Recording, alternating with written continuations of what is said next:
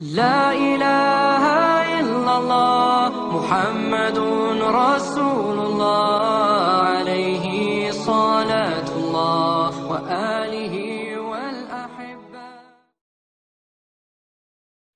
اعوذ باللہ من الشیطان الرجیم، بسم اللہ الرحمن الرحیم۔ ناظرین، آپ دیکھ رہے ہیں آئی ڈی ٹی وی اور میرا آج کا موضوع ہے جنات کے دفن کی حکایات۔ حکایت نمبر 1 ہے، حضرت سیدنا معاذ بن عبید اللہ رضی اللہ تعالی عنہ فرماتے ہیں کہ میں امیر المؤمنین حضرت عثمان غنی رضی اللہ تعالی عنہ کے پاس بیٹھا ہوا تھا کہ ایک شخص حاضر خدمت ہوا اور کہنے لگا، یا امیر المؤمنین، کیا میں آپ کو ایک دلچسپ بات نہ بتاؤں؟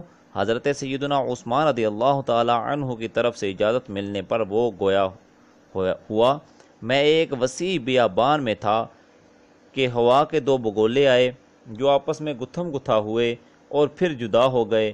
میں ان کے گتھم گتھا ہونے والی جگہ پر گیا تو وہاں میں نے ایسے سانپ دیکھے کہ اس سے پہلے کبھی نہیں دیکھے تھے۔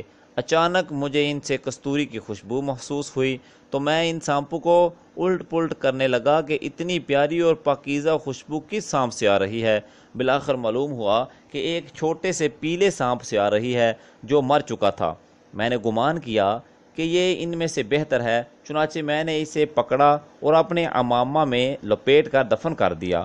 دفن سے فارغ ہونے کے بعد ابھی میں تھوڑی دور ہی گیا تھا کہ ایک منادی نے مجھے آواز دی کہ تو ہدایت یافتہ ہے، یہ سانپ در حقیقت جن تھے جو آپس میں جھگڑے تھے، اور جس کو تم نے پکڑا اور دفن کیا تھا وہ شہید تھا، اور یہ ان سعادت مند جنوں میں سے تھا جنہوں نے حضور اکرم صلی اللہ علیہ وسلم سے قرآن سنا تھا۔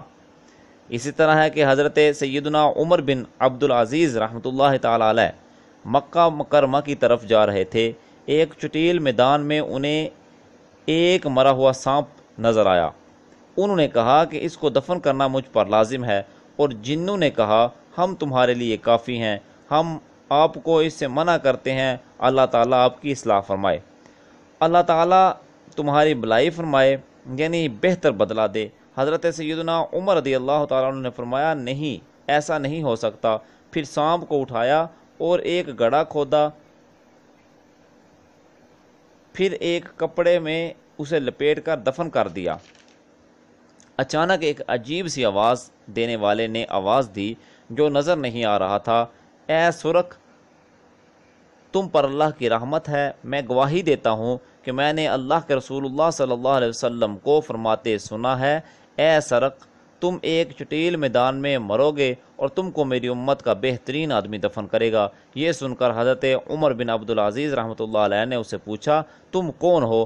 اللہ تعالیٰ تم پر رحم فرمائے۔ اس نے کہا، میں ایک جن ہوں اور یہ سرخ ہے، اور ان جنوں میں سے ہم دونوں کے سوا کوئی باقی نہ رہا جس نے رسول اللہ صلی اللہ علیہ وسلم سے بیعت کی ہے، اور میں گواہی دیتا ہوں کہ میں نے رسول اللہ صلی اللہ علیہ وسلم کو فرماتے سنا ہے، اے سرخ، تو چٹیل میدان بیابان میں مرے گا اور تجھے میرا بہترین امتی دفن کرے گا۔